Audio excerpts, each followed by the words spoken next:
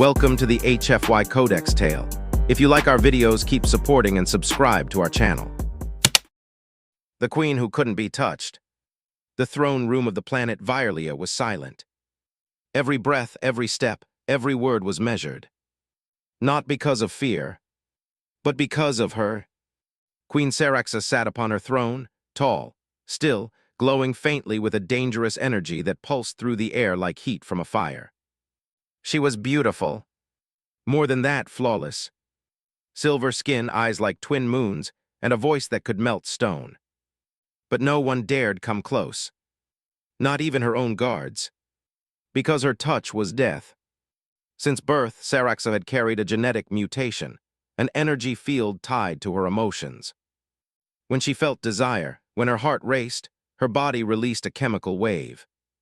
It was invisible. It was beautiful. And it was deadly. Every potential mate who had touched her skin had died in seconds.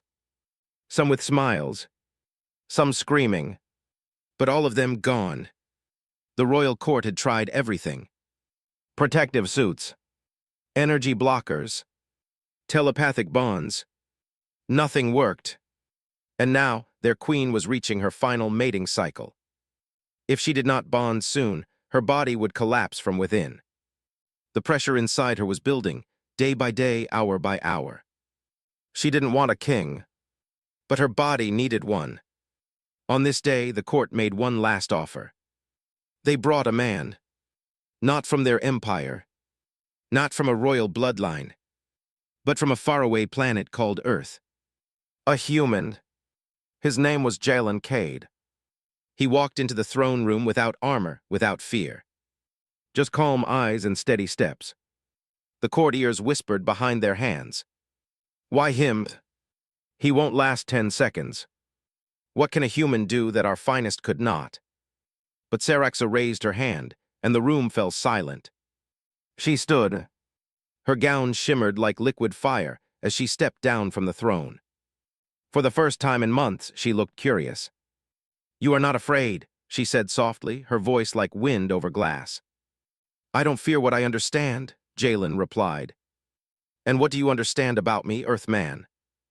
"That you're tired of watching everyone die." The queen's lips parted slightly. No one had spoken to her like that. Not with softness. Not with truth. "If you touch me," she warned, "you will burn from the inside, your cells will melt, your mind will scream, your body will break." Jalen didn't move. "Then I won't touch you. But you came to be my mate." "No," he said, "I came to see you." The court gasped. One guard reached for his weapon, but Saraxa raised her hand again. She stepped closer. The air between them shimmered. Her skin began to glow. The heat around her rose. A golden mist formed in the air. Jalen's heart began to race. But he didn't move. He didn't sweat. He didn't flinch. He only looked at her with calm, steady eyes. "Your energy is rising," he said. "Yes," she whispered, "you're too close." "Then tell me to stop." She looked into his eyes. Her breath caught. And for the first time in her life, she didn't want to. "You may stay," she said quietly. "But do not speak of love. Do not speak of saving me. I have heard those lies before." "Then I won't speak of them," Jalen said. "I'll show you something else." "What?" "That you can want someone without killing them." She turned her back to him. Her hands trembled. Not from fear, but from hope. A feeling she hadn't let herself feel in years. Outside in the great court hall, the elders watched in silence. One leaned close to the other. "If this man survives more than 3 days, we must prepare for something unthinkable." "What's that?" "The queen may fall in love." The human's calm heart. Saraxa had seen thousands kneel before her. Soldiers, princes, gladiators. All strong, all proud. All dead by her touch. But Jalen did not kneel. He did not sweat. He simply sat. Across the chamber, cross-legged on a stone cushion, just breathing. She watched him from her throne for hours. Waiting for him to speak, to beg, to show fear. But he didn't. When she finally approached him, her voice was cold. "Do you know why the others failed?" "They tried too hard," Jalen said, not even opening his eyes. "They thought you needed a conqueror. And you think I need a mirrors?" She frowned. "You speak in riddles. I speak in truths." She stepped closer. He should have flinched. The air around her was already heating. But he didn't move. Her aura shimmered gold, like a sun preparing to explode. Still he breathed slow. Still he was calm. "Your pulse doesn't rise," she said. "That's because I'm not here to win," he replied. "I'm here to listen." That answer unsettled her. Not because it was wrong, but because it was true. She turned away and walked to the firewall. Its flames were designed to reflect energy signatures. She looked into the flickering glass, and for the first time in her life, her aura was dimming. Not dying. Not vanishing. Just calming. "What is your trick, human?" she asked without turning. "No trick," Jalen said softly. "You've spent your life running from your power. I'm the first one not running away from you." The words stayed with her, even long after he left her chamber for the night. Even as she lay in her private quarters, staring at the ceiling of stars above her bed. Even when her heart began to beat slower than it had in years. In the royal halls, the whispers began. "He hasn't died. He's still breathing after a full day. The queen seems different." The high advisor, a sharp-eyed woman named Vesari, approached Saraxa in private. "You let him live too long. He hasn't touched me. That doesn't mean he's harmless." "You're afraid," Saraxa said. "No," Vesari replied. "I'm watching a queen slip into emotion. That is what truly kills." Saraxa dismissed her, but the words left a small crack inside. A whisper of doubt. A fear of softness. The next morning, Jalen returned, again without guards, without gifts, without expectations. He placed a smooth white stone before her throne. "A gift?" she asked. "A reminder," he said, "that even stone can be shaped over time." She narrowed her eyes. "Are you trying to shape me?" "No," he said gently. "I'm hoping you'll let yourself be soft, without breaking." And that night, when no one was watching, Saraxa stared at the stone in her hand. Warm, smooth, gentle. She pressed it against her chest and whispered, "He's not like the others. He's not trying to survive me. He's trying to understand me." Her first breath that didn't kill. No one had ever lasted this long. 3 days had passed. The guards checked the chamber every hour, expecting to find ash where a man once stood. But Jalen was still alive. And the queen. She was changing. She walked slower, spoke softer, and for the first time she was curious.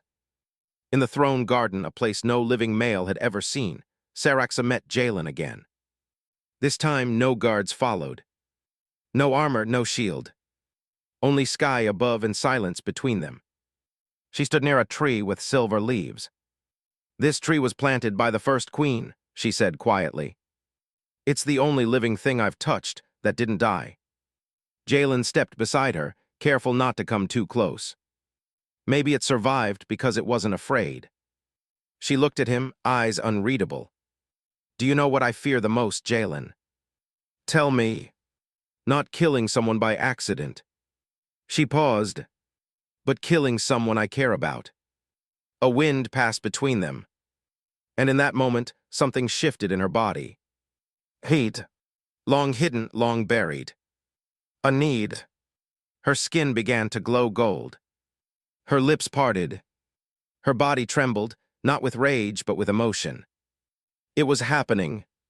The first sign of desire. And with it, her power awakened. A slow, golden mist rose from her hands. The tree beside her wilted instantly. A flower near her foot crumbled to dust. Her eyes widened in panic. Jalen stepped back. But he didn't. He looked at her calmly and said, "No, I'm losing control, she cried. You'll die. Then let me face the truth with you. The golden mist wrapped around him like smoke. The guards watching through the surveillance feed panicked. He's in the danger zone. He'll drop in seconds. Seal the dome. But nothing happened. Jalen stood still, breathing slow, eyes steady. And slowly the mist faded. The energy around Saraxa cooled. Her glow softened. And for the first time in her life, her breath didn't kill. She collapsed to her knees. Not from pain, from relief. Jalen rushed to her side and knelt down without hesitation. She stared at her own hands, shocked. I touched the wind and nothing died. You didn't lose control, Jalen said softly. You trusted someone to stay. The scientists were stunned. The advisors were terrified. The Queen had just broken the impossible rule.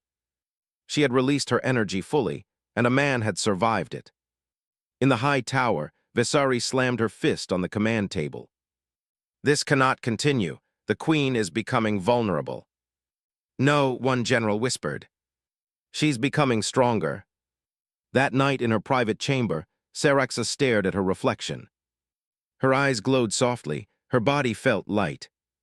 And in her mind, only one face remained. The man who stood in the storm. And didn't flinch. The night he entered her dreams. The Queen never slept. For years, her dreams had been deadly, vivid flashes of fire, pain, and memories she could not control. When she slept, her power surged, her body glowed, systems broke, rooms melted. So she trained herself to rest with open eyes, shallow breaths, cold skin. But that night, she closed her eyes. Because she felt safe. Jalen had left a soft, crystal lamp beside her bed. Its color reminded her of his voice, calm, steady, warm. And for the first time in her life, she let herself drift. Inside the dream, she walked through a garden that shouldn't exist. Real earth, green leaves, a sky that felt like velvet. And in the center of the garden stood him. Jalen, but not behind glass, not at a distance. He stood close. Too close. She looked down. Her skin was glowing again, gold and soft. You shouldn't be here, she whispered in the dream. I've always been here, he replied. She reached out a trembling hand. In waking life, this would have killed him. But in the dream, he held her fingers gently. And nothing burned. She gasped. She didn't pull away. She stepped closer. Their bodies touched, forehead to forehead, no fire, no pain. Only stillness. And for the first time in Sarax's life, she felt warmth, not fear. But dreams fade. And morning came. She woke suddenly, expecting to see destruction. Sparks, melted walls. But everything was still. Quiet. Her breath was steady. And her room was untouched. She sat up slowly, heart pounding. It was only a dream, she told herself. But then she saw it. A small smooth stone. Lying on her pillow. The same stone Jalen had once given her. But this one was glowing faintly with a soft, golden light. She picked it up with shaking hands. How, she whispered. Her heart ached, not with pain, but with something unfamiliar. Longing. Later that day, she called for Jalen. He entered, as always, without fear. But today, she didn't stand above him. She stood beside him. I saw you, she said. In a place that shouldn't exist. Jalen nodded slowly. I saw you too. She stared. Then it wasn't a dream. Maybe it was more, he said. Maybe we're already connected. Even when our bodies stay apart. She stepped close again. This time their hands nearly touched. And her power didn't rise. Her body stayed calm. Her mind still. What are you doing to me, Jalen? She asked softly. Nothing, he said. I'm just standing here. And letting you be who you've always wanted to be. Outside, the courtiers whispered. The Queen was sleeping now. The Queen was smiling. The Queen had allowed a man to walk beside her. And she had not destroyed him. But deep in the palace shadows, the High Advisor watched. Her face darkened. "She's bonding," Visari growled. "If this continues, the Queen will no longer be a weapon. She'll be human." And for the first time, they began to plan her downfall. The court that tried to kill him. The palace halls were too quiet. Even the walls seemed to whisper. For days now, Saraxa had smiled. She walked slower, spoke softer, and stopped burning everything she touched. To the people of Vyrlia, it looked like peace. But to the High Court, it smelled like weakness. In the shadows of the upper chamber, the Queen's advisors gathered. High Advisor Visari stood at the head of the long table. Her voice was sharp. "He must die." A younger noble hesitated. But the Queen grows calm around him. The air no longer sizzles. The palace is stable. "Too stable," Visari growled. "The Queen is powerful because she is untouchable. If she bonds with this human, she becomes something soft, something breakable. And what if she finds out?" Visari's eyes narrowed. "She won't. He'll vanish before dawn." That night, Jalen walked alone in the palace garden. It was peaceful. Too peaceful. He felt it before he saw it, a presence behind him. He turned just in time to see a blade flash in the dark. He moved fast, but not fast enough. The blade sliced his arm. He stumbled back, heart pounding, trying to run. But two more cloaked figures stepped into the path. "The Queen does not belong to you," one hissed. "She belongs to herself," Jalen said, eyes blazing. "And we will protect her from your poison." They lunged, but they didn't know he had trained for survival since Earth, not as a warrior, but as a thinker. He ducked, rolled, grabbed a branch from the ground and struck one in the knee. The attacker dropped stunned. The second charged until a wave of golden heat filled the air. Everyone froze. Even the wind stopped. Queen Saraxa stood at the edge of the garden. Her body glowed with full power. Uncontrolled, unfiltered, burning. "Step away from him," she said. Her voice was ice. And fire. All at once, the cloaked attackers fell to their knees. One tried to lie. He tried to harm the crown. "Silence," she snapped. "You tried to harm what matters to me." She rushed to Jalen's side. His arm was bleeding, but he was alive. She placed her glowing hand on the wound. Jalen winced, then froze. The pain faded. The skin sealed. She had just used her energy to heal. They both looked at each other in disbelief. "I didn't know I could do that," she whispered. "Maybe you couldn't until now," he said. "You bring out things in me I didn't think were possible." Guards arrived. Vesari too. She tried to speak. "Your Majesty, I didn't approve this." "You approved the fear," Saraxa said coldly. "You saw love and called it weakness. You saw peace and tried to break it." The Queen turned to the guards. "Take them to the outer rings. They are no longer fit to serve my name." That night the court trembled. Not because the Queen was angry, but because she was choosing someone. And not for power, not for alliance, but for something none of them could understand. Connection. In her chamber, Saraxa sat beside Jalen. "They will try again," she said. "They fear what you mean to me." "Then let's give them something even more dangerous to fear," Jalen said. "What?" "Hope." And she smiled. Not a small smile. Not a secret one, but one that lit the room. Like a rising sun. The trial of flames. The sky above Vyrlia turned blood-red. That only happened once every 10 years. It marked the time of the trial of flames, a sacred ritual that tested the worth of anyone who dared bond with the Queen. No outsider had ever survived it. None had even tried. Until now. Saraxa stood at the high balcony of the Flame Temple, draped in royal gold and firestone silk. Below her, thousands of citizens had gathered. Nobles, warriors, elders, even those who once whispered against her. All were silent, waiting, Watching, Jalen stepped into the ring with no armor. No weapons, just bare hands and a calm gaze. The elder firekeeper spoke. You have touched the queen and lived. But survival is not love. And comfort is not proof. To stand beside her, you must burn and not break. He held up a long ceremonial staff. The tip lit with ancient blue flame. Step into the circle. If the fire accepts you, you may leave alive.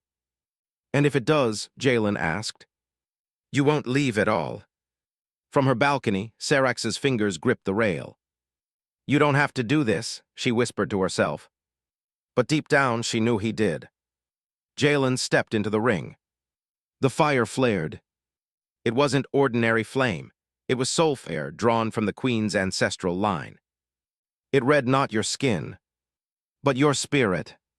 It coiled around his ankles, then his waist, then his chest. Each breath burned deeper.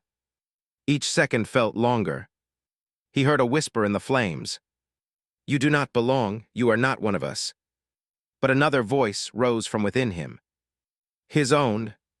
I don't need to be one of you, because I've already been chosen by her.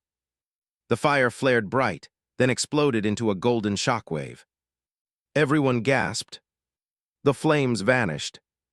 Jalen stood still. His clothes were scorched, but his heart still beat. The elder dropped to one knee.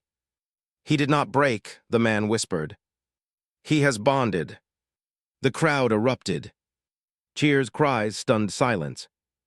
No man, not even royal-born, had ever passed the trial untouched by death. But Jalen did. Because he didn't fight the fire. He understood it. Seraxa descended the steps slowly. No guards followed. She walked to him, her aura glowing, her skin hot with feeling. You could have died. But I didn't. You faced the flame.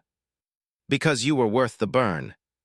Without another word, she touched his face in front of the entire kingdom.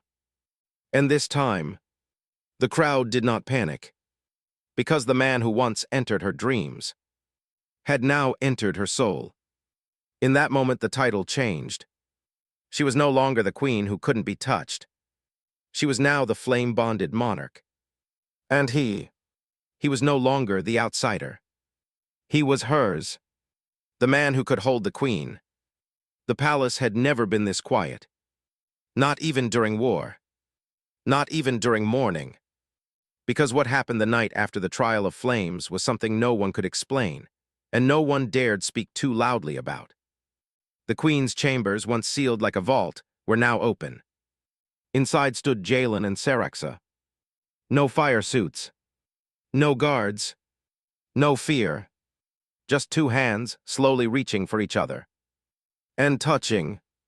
Not through dreams. Not with protective barriers. Skin to skin. Her fingers trembled. She expected a surge, a flare, a scream. But there was nothing. No burns. No death.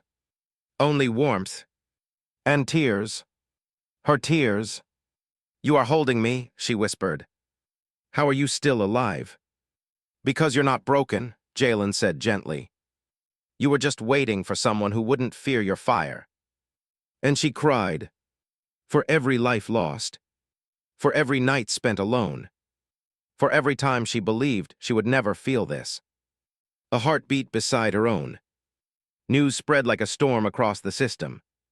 The queen has bonded. Her desires didn't kill him. He holds her and he lives. At first, they called it a miracle. Then, they called it a message. No more warriors were forced into her court. No more trials of sacrifice. Now others like Seraxa came forward, beings who lived in fear of their own power. They were tested, healed, helped. Because one human man had proved. Touch doesn't have to destroy. It can heal. It can connect. It can save. Seraxa no longer ruled alone. Jalen stood at her side, not as a king by blood, but by bond. He spoke softly when others shouted. He listened when others accused. And through that, he changed Virelia.